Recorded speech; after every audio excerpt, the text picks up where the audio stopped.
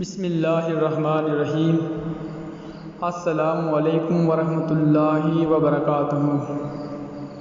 جس شخص میں وفاداری نہیں، اس سے دوستی کا مطلب ہے خود کو ذلیل کرنا۔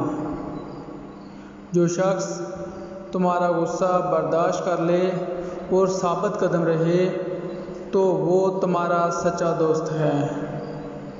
دوست کو دولت کی نگاہ سے مت دیکھو، وفا کرنے والے دوست اکثر غریب ہوتے ہیں۔ ایسی غربت پر صبر کرنا جس میں عزت محفوظ ہو اس امیری سے بہتر ہے جس میں ذلت اور رسوائی ہو۔